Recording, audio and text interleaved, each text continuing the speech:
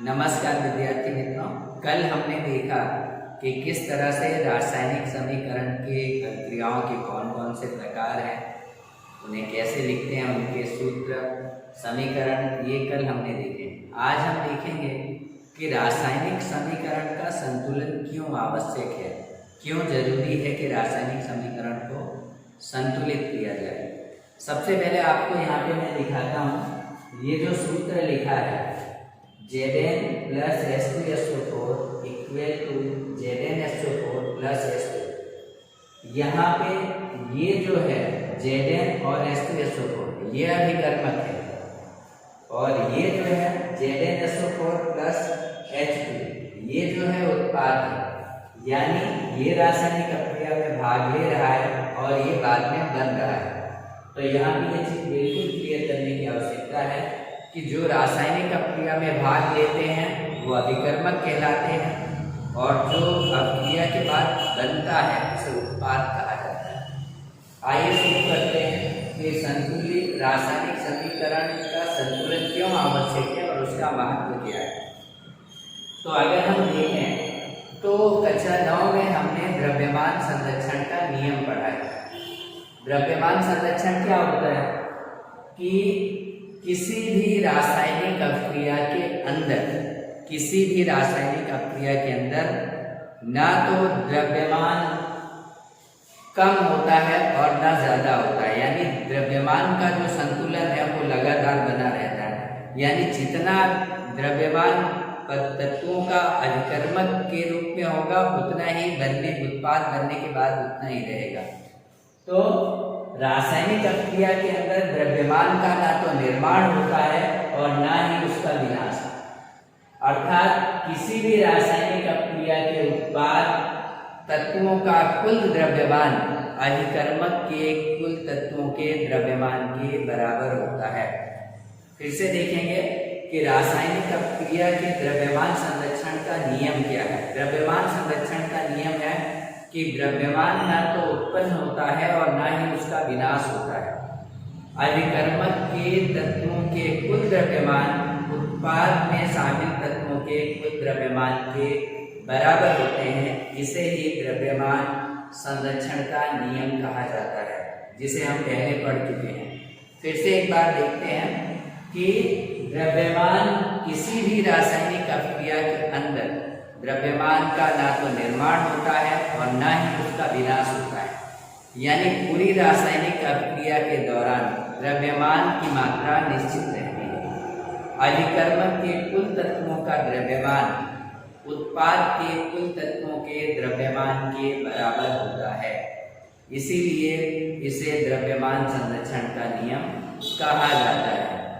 आगे अगर देखें तो प्रत्येक जो तत्व होते हैं अभिकर्मक में, जो तत्व हैं द्रव्यमान संरक्षण के हिसाब से, अगर अभिकर्मक में जो तत्व शामिल हैं और उसके बाद उत्पाद में जो तत्व बन रहे हैं, अगर दोनों द्रव्यमान संरक्षण के नियम का पालन नहीं करते हैं तो उस समीकरण को सही समीकरण या शुद्ध समीकरण नहीं कहा जाता है।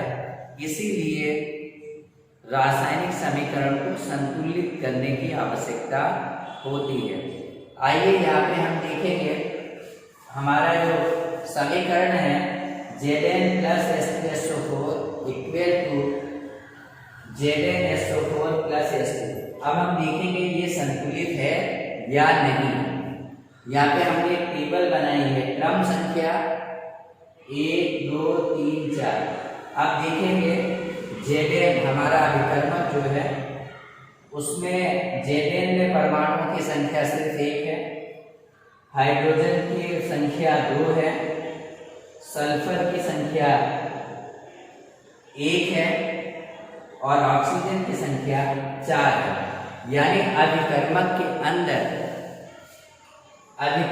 अंदर जिंक के परमाणुओं की संख्या 1, हाइड्रोजन के परमाणुओं की संख्या 2, सल्फर के परमाणुओं की संख्या 1 और ऑक्सीजन के परमाणुओं की संख्या 4।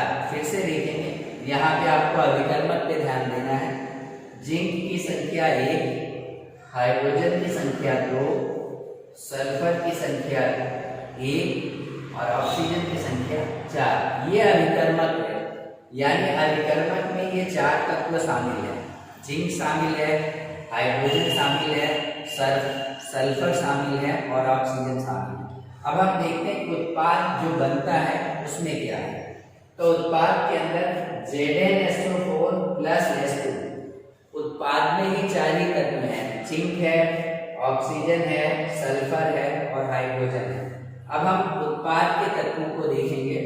इसमें भी जिंक का 1 परमाणु है, हाइड्रोजन का 2 परमाणु है, सल्फर का 1 परमाणु है और ऑक्सीजन का 4 परमाणु है। एक बार फिर से देखेंगे। जिंक का 1 परमाणु है उत्पाद के अंदर, हाइड्रोजन का 2 परमाणु है, सल्फर का 1 परमाणु है और ऑक्सीजन का 4 परमाणु है। अगर आप इस टेबल पर नजर दौड़ाएं और इस समीकरण पर नजर दौड़ाएं तो आपको ये देखने को मिल रहा है कि ये समीकरण पूरी तरह से संतुलित है, यानी जितनी परमाणुओं की संख्या अभिकर्मक में है उतनी ही परमाणुओं की संख्या उत्पाद में भी है। तो इस तरह से ऐसा कहा जा सकता है, या हम ऐसा कहते हैं कि ये समीकरण एक संतुलित रासायनिक समीकरण है। क्या है ये?